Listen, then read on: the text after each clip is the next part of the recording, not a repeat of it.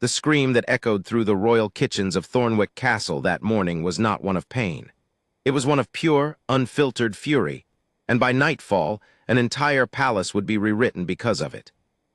No one who worked within the ancient stone walls of Thornwick had ever seen Crown Prince Corwin raise his voice. He was known across the kingdom for his composure, his careful diplomacy, his refusal to be baited into scandal even when provoked by the sharpest tongues in court. But that morning, something inside him broke, and the sound of his anger would be remembered by every guard, cook, and courtier who witnessed it for years to come. It began, as most disasters do, with something small. Queen Consort Uselda had never been loved by the people of Thornwick the way she demanded to be. She had married King Alaric a decade after the death of his first wife, Queen Maren, a woman the kingdom still mourned with quiet devotion. Uselda arrived from a minor noble house in the eastern provinces, polished, ambitious, and hungry for a permanence she never quite secured in the hearts of the people. She wore the crown, but she never wore their trust. Corwin, Maren's only son, had spent years trying to build a fragile peace with his stepmother. He greeted her at formal dinners. He allowed her opinions to be heard in council, even when he privately disagreed. He never once spoke against her publicly, no matter what whispers reached him through the servants' halls. For the sake of his father's happiness, and for the stability of the crown, Corwin swallowed his doubts again and again. But peace built on silence is rarely peace at all. It is simply a debt, quietly accumulating interest. That morning, the debt came due in the castle kitchens. It started with a portrait. The portrait of Queen Maren had hung in the private dining hall for 11 years, a small, unassuming painting commissioned in the final months of her life. It showed her laughing, mid-sentence, caught by the artist in a moment of unguarded joy. Corwin had asked for it to remain there, not out of protest against Uselda, but out of love for the mother who raised him. It was the only room in the castle where he could sit and feel for a moment that she was still present. That morning, the portrait was gone. In its place hung a new painting, a formal, stiff portrait of Uselda herself, commissioned without anyone's knowledge, hung sometime before dawn while the household slept. Corwin discovered it when he entered the dining hall for his morning meal. He said nothing at first. He simply stood in the doorway, staring at the space where his mother's face used to be, replaced now by a woman who had spent a decade trying to erase her memory piece by piece. He asked the steward quietly where the portrait had gone. The steward, terrified, admitted that Queen Uselda had ordered it removed the previous night and taken to storage. She had told the staff it was time for the room to reflect the current queen, not the past. Corwin did not raise his voice. Not yet. He walked, calm and controlled, toward the kitchens, because that was where he had been told the portrait was temporarily stored, wrapped in cloth, waiting to be moved to some forgotten cellar. And that is where he found Uselda herself, standing over the wrapped canvas, directing 2 kitchen staff to carry it further into storage, as though it were nothing more than an old piece of furniture to be discarded. The sight of his mother's painting, wrapped and abandoned among sacks of flour and hanging cuts of meat, undid something in Corwin that 11 years of diplomacy had carefully held together. "Put it down," he said. His voice was low, but it carried through the entire kitchen. Every servant froze, pots stopped clattering. The fire crackling in the great hearth seemed to be the only sound left in the room. Uselda turned, unbothered, almost amused by his tone. "It's simply a painting, Corwin. The room needed refreshing. You are a grown man. Surely you don't need a portrait to remember your mother." It was the wrong thing to say, and she seemed to realize it the moment the words left her mouth. "You had it taken down in the middle of the night," Corwin said, stepping closer, "without telling me, without telling my father. You hid it here among the kitchen stores like it was something to be ashamed of." "I did not hide anything," Uselda said, her composure beginning to crack under his stare. "I simply made a decision befitting my position as queen."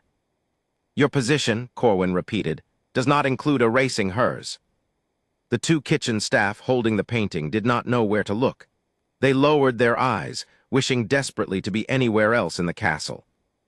What happened next would be recounted differently depending on who told the story, the cooks who witnessed it, the guards who arrived moments later, the stewards who heard it through the corridor. But every version agreed on one thing: Corwin's fury, once unleashed, was cold and absolute, nothing like the explosive tempers of lesser men. It was worse. It was calculated. He turned to the nearest guard stationed at the kitchen entrance.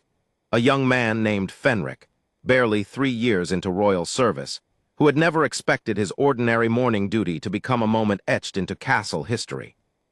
"Take the painting to my chambers," Corwin instructed. "Personally, see that it is not touched by anyone else." Fenric obeyed immediately, lifting the wrapped canvas with careful hands, grateful for an excuse to leave the tension in the room. Then Corwin turned back to Uselda, and his next words silenced the kitchen entirely.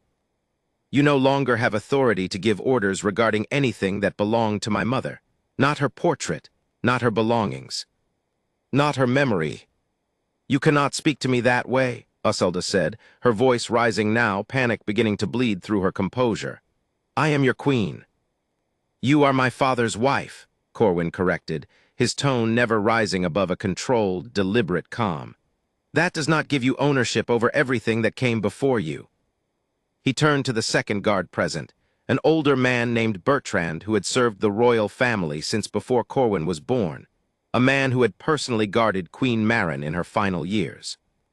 "Bertrand," Corwin said, "from this moment, Queen Uselda's access to the Eastern Wing storage, the family archive rooms, and any chambers containing my mother's belongings is revoked. She is not to enter them without my presence or my father's direct order." The kitchen staff exchanged stunned glances. No one had ever heard a royal order stripped away so publicly, so suddenly, and so completely. Uselda's face went pale, then flushed with anger. "You have no right." "I have every right," Corwin said. "I am the heir to this throne, and what remains of my mother's legacy is not yours to dismantle piece by piece while my father is occupied with matters of state." Word of the confrontation spread through Thornwick Castle, faster than any royal decree ever could. By midday, every servant, guard, and courtier had heard some version of the story: the Queen's nighttime removal of the beloved portrait, the prince's fury in the kitchens, the sudden and public stripping of her access to the family's private history. King Alaric, informed by his most trusted advisor within the hour, called both his son and his wife to his private study before the sun had fully crossed the sky. The room was heavy with silence when Corwin arrived. Uselda was already seated, her hands folded tightly in her lap, her earlier confidence replaced by something closer to fear. She knew, perhaps for the first time in a decade, that her position in this family was not as secure as she had believed. Alaric, a king known throughout the realm for his fairness even in matters closest to his own heart, listened to both sides without interruption. He heard Uselda's explanation, that she had wanted, in her own way, to feel like the room reflected her place as queen, that she had not intended cruelty, only a desire to no longer feel like a shadow living in another woman's house. And he heard Corwin's account, the discovery of the empty wall, the painting abandoned among kitchen stores, the years of quiet tolerance finally reaching their limit. When Alaric finally spoke, his voice was steady but unmistakably firm. "Uselda," he said, "you are my wife, and I have defended your place in this family many times, even when others doubted your intentions. But what you did last night was not a small decision.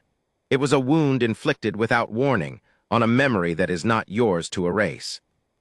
Uselda opened her mouth to protest, but the king raised a hand, silencing her gently but firmly. "The portrait will be returned to its place," he continued. "Not because Corwin demanded it, but because it is right, and you will not make decisions regarding Maren's belongings again without speaking to me first." Then he turned to his son. "Corwin," he said, "your anger was justified, but the way you stripped Uselda's authority in front of the staff publicly without consulting me first was not yours to do alone. I understand why you did it. I will not undo it entirely. But going forward, matters like this come to me before they come to a kitchen full of witnesses."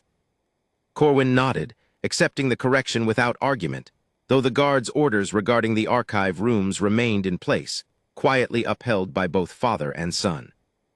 By evening, the portrait of Queen Maren was returned to its place in the private dining hall, hung with careful hands by Bertrand himself, who had waited 11 years for someone to finally defend her memory the way she deserved. Uselda did not appear at dinner that night. Servants reported that she remained in her chambers, the door closed, the usual sound of her instructions to the household staff notably absent for the first time in years. The kingdom outside the castle walls never learned the full truth of what happened that morning. Official statements spoke only of minor household adjustments and ongoing royal transitions. But within Thornwick's walls, among the guards who stood watch and the cooks who witnessed it firsthand, the story of the kitchen clash became something close to legend. The morning the quiet, careful prince finally stopped bending, and the queen who tried to erase a memory learned that some things, no matter how much power you hold, are simply not yours to take. And though peace returned to the castle in the days that followed, it was a different kind of peace than before, one built not on silence, but on boundaries finally spoken aloud, and remembered by everyone who had been there to witness the moment authority shifted, quietly but permanently, within the walls of Thornwick.